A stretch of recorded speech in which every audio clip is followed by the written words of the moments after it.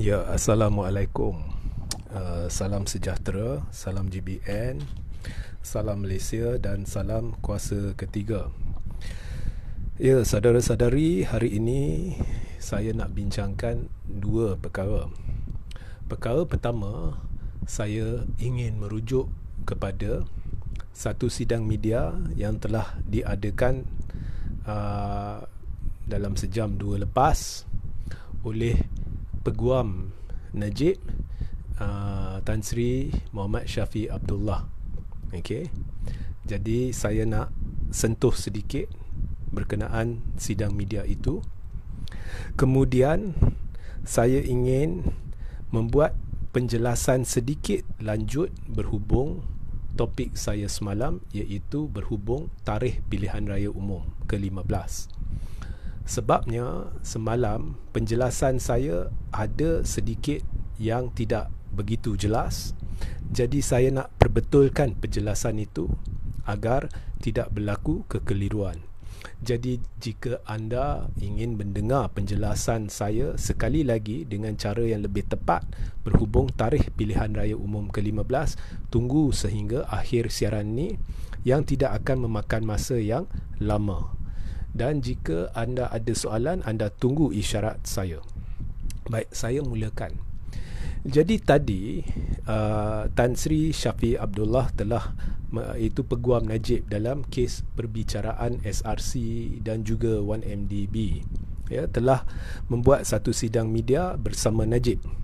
Ya, Najib bercakap sementara sekejap, kemudian dia memberi laluan kepada Shafie untuk bercakap kepada media.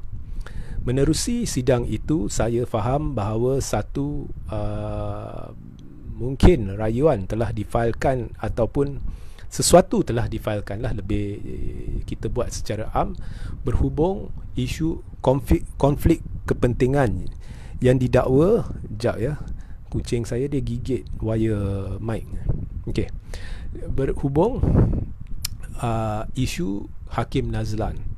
Jadi kalau saudara-saudari tidak tahu, Hakim Nazlan adalah hakim yang telah mendapati Najib bersalah dalam kes SRC. Jadi kita tidak ingin memasuki isu perbicaraan itu, okey. Cuma telah ditimbulkan oleh Puak Najib, kononnya berlaku konflik kepentingan, ya, memandangkan isu SR ataupun penubuhan SRC ni ada sangkut paut dengan Maybank, ya. Dan pada ketika itu di mana berlaku penubuhan SRC dan sebagainya, atau hal-hal yang berkait dengan penubuhan SRC, Nazlan, Muhammad Nazlan yang merupakan hakim Mahkamah Tinggi yang memutuskan kes SRC, ada bersama Maybank pada ketika itu. Jadi saya mendengar isu yang dibangkitkan oleh Shafie, yang memberitahu kita ada sesuatu telah difailkan. Barangkali mereka inginkan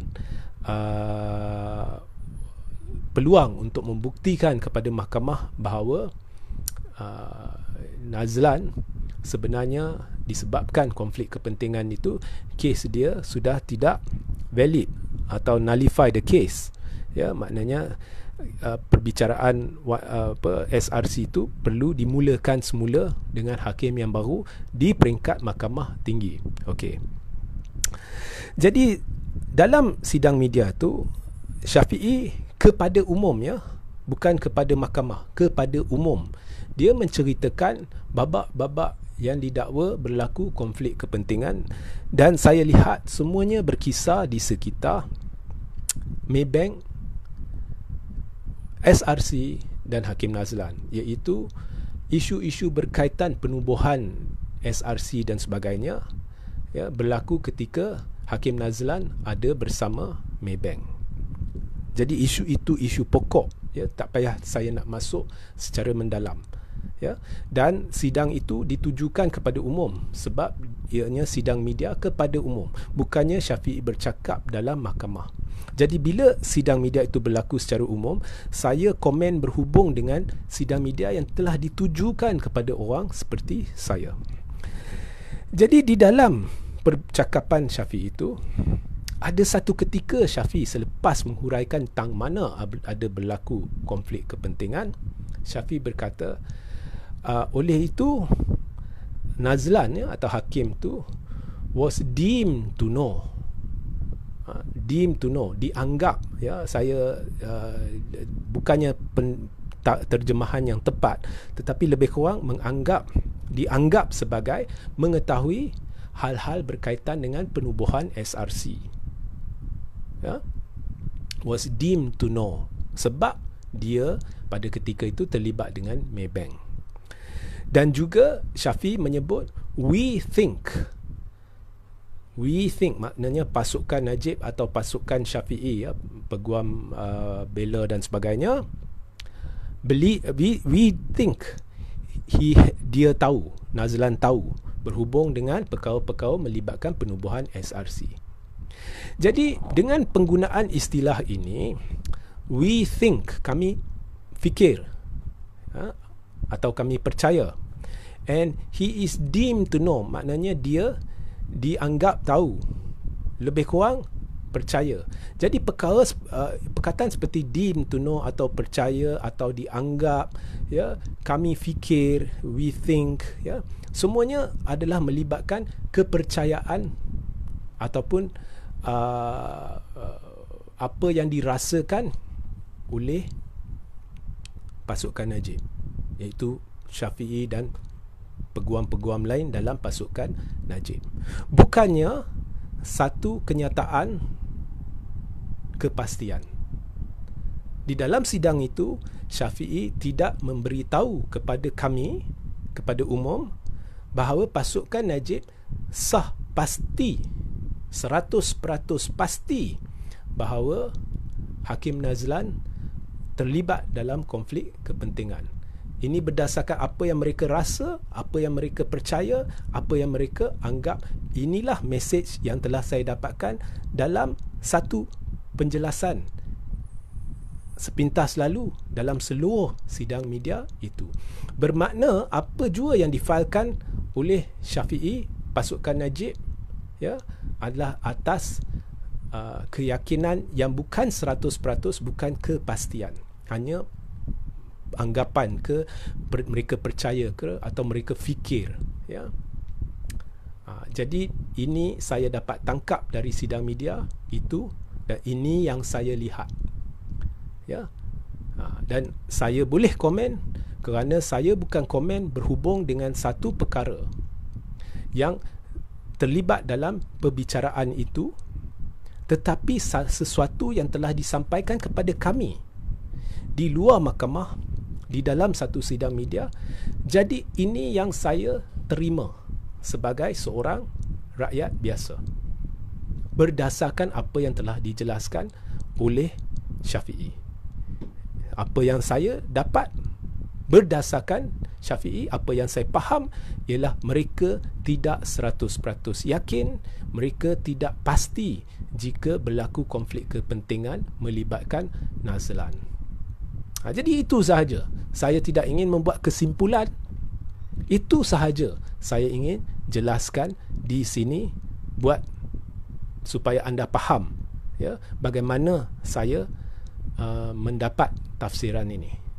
Bukan saya yang gunakan perkataan he is deemed to know, we think, Syafi'i yang gunakan. Dan saya sebagai seorang rakyat, inilah yang saya tafsirkan. Okey.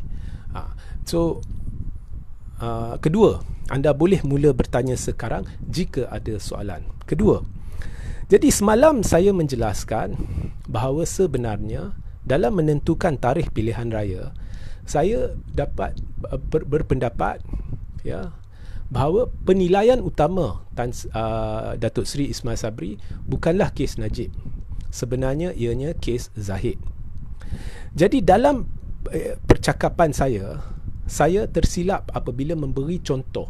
Contohnya, jika hukuman keputusan kes Zahid akan dibacakan pada bulan Julai, saya lupa sebut contoh. Jadi mungkin saya telah memberi persepsi palsu kepada rakyat bahawa kes Zahid akan diputuskan pada bulan Julai. Tidak sama sekali. Itu adalah contoh. Jadi untuk mengelakkan kekeliruan, saya ringkaskan, rumuskan apa yang saya sampaikan semalam. Pada hemat saya, pertimbangan utama Ismail Sabri bukanlah kes Najib. Pertimbangan utama Ismail Sabri dalam menentukan tarikh pilihan raya adalah kes Zahid. Maknanya anda boleh pilihan raya umum tidak akan berlaku. Saya tidak jangka ianya berlaku dalam beberapa bulan ni. Saya tidak jangka ianya berlaku dalam bulan Julai, Ogos, September, Oktober atau November. Mungkin selepas itu, jika mana-mana kes Zahid diputuskan, sebab Zahid ada 2 perbicaraan, ramai tidak tahu benda ni. Satu perbicaraan melibatkan Yayasan Akal Budi. Satu lagi melibatkan perbicaraan yang ada sangkut paut dengan isu lain. Ada 2 perbicaraan, ya. Andai kata mana-mana perbicaraan ni diputuskan, selepas itulah yang akan berlaku pertimbangan PRU 15. Ini yang saya yakin. Okey. Mengapa? Sebabnya jika contohnya bulan Disember salah satu kes Zahid diputuskan, kes rasuah, dan Zahid didapati bersalah. Okey. Jika didapati bersalah, Zahid tidak boleh lagi menjawat jawatan presiden, ya, dengan syarat keputusan bersalah tidak digantung, ya, maknanya sabitan tidak digantung sementara menunggu rayuan. Maka bukan hanya dia tidak boleh jawat jawatan presiden, dia tidak boleh tanda tangan watikah berhubung pencalonan bagi bertanding di PRU 15 bagi ahli-ahli UMNO. Jadi di situ akan berlaku soal siapa yang akan memangku jawatan presiden. Jadi bila berlaku soalan itu, ada 2 calon saya lihat yang boleh memangku jawatan presiden. Satu, Perdana Menteri sendiri, Ismail Sabri. Yang kedua, Tok Mat Hassan. Malangnya, Tok Mat Hassan sedang disiasat berhubung perkara tertentu, tak silap saya, oleh SPRM. Jadi berkemungkinan besar yang paling layak ialah Ismail Sabri, kerana sudah menjadi kelaziman Perdana Menteri adalah Presiden Parti. Ya, kalau dulu semuanya Presiden UMNO. Jadi jika andai kata Zahid didapati bersalah, tak kira bulan November ke Disember ke Januari tahun depan ke, selagi benda tu tidak berlaku, saya yakin. Kalau anda tanya saya tahap keyakinan saya takkan letak 100%, kerana dalam politik apa sahaja boleh terjadi. Saya letak 80%. Jadi saya 80% yakin pilihan raya tidak akan berlaku selagi kes Zahid tidak diputuskan atau tempoh penuh penggal Parlimen ke-14 tamat. Mana satu yang dulu? Jika penggal penuh Parlimen ke-14 tempoh dia tamat, terpaksa ada pilihan raya dan kes Zahid belum diputuskan, maknanya pilihan raya umum tidak akan diadakan sehingga Parlimen wajib dibubarkan lepas bulan Julai ke Ogos 2023. Tetapi jika kes Zahid diputuskan sebelum itu, katakan salah satu kes, ya, saya rasa kes Akal Budi tidak akan diputuskan lagi, tapi mungkin kes yang kedua mungkin tiba-tiba diputuskan bulan Disember tahun ni ke, Januari tahun depan ke, Februari tahun depan ke, Mac tahun depan ke. Sekali ianya sudah diputuskan, andai kata Ismail Sabri dilantik memangku jawatan presiden, ya, beliau tidak akan tunggu dan akan terus bubar Parlimen. Sebab dia sudah jadi pemangku jawatan presiden, dialah yang akan tanda tangan watikah, dan oleh sebab itu dia berhak memutuskan siapa yang boleh jadi calon, siapa yang tak boleh jadi calon, dan dia boleh calonkan diri dia sendiri sebagai calon Perdana Menteri Barisan Nasional. Tetapi jika Tok Mat Hassan tiba-tiba memangku jawatan presiden seperti yang pernah berlaku dulu, ya, dalam senario itu Ismail Sabri tidak akan setuju bubar Parlimen selepas keputusan kes Zahid dibaca, dan akan terus tunggu sehingga penggal penuh Parlimen ke-14 berakhir, kerana masa depan Ismail Sabri tidak menentu. Melainkan Tok Mat Hassan memberi kepastian 100% hitam putih bahawa Ismail Sabri akan jadi calon Perdana Menteri, dan jika Ismail Sabri dapat kepastian itu, maka dia mungkin akan setuju bubar, kemudian jadi calon Perdana Menteri, dan selepas PRU 15 tunggu sehingga pemilihan UMNO dan bertanding untuk jawatan presiden. Jadi itu penjelasan saya. Saya berpendapat, saya 80% yakin pertimbangan Ismail Sabri tidak ada kaitan dengan kes Najib. Kalau kes Najib akan diputuskan contohnya bulan Ogos ini, andai kata ianya diputuskan bulan Ogos ke September, bagi Ismail Sabri ini tak penting. Najib bersalah ke tak bersalah ke, itu biar mahkamah yang tentukan. Jadi fokusnya adalah Zahid, kerana Zahid sedang cuba menghalang diri dia diganggu-gugat daripada jawatan presiden supaya dia boleh tanda tangan watikah pencalonan dan sebagainya, supaya dialah menerajui UMNO masuk PRU 15. Jadi itu sebenarnya penjelasan saya. Saya rasa penyampaian saya semalam tidak betul.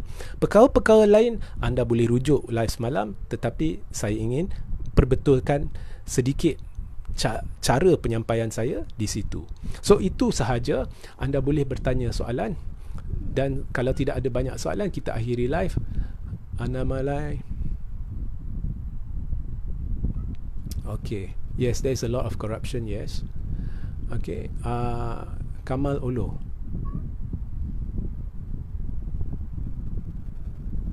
Okay, saya lihat tak ada soalan, banyak kepada komen. Jadi itu sahaja pencerahan saya. Pastikan artikel-artikel berkaitan akan saya letak di dalam tajuk. Jadi pastikan anda baca, Dan sehingga kita berjumpa di lain masa. Assalamualaikum, salam sejahtera, salam GBN, salam Malaysia dan salam kuasa ketiga.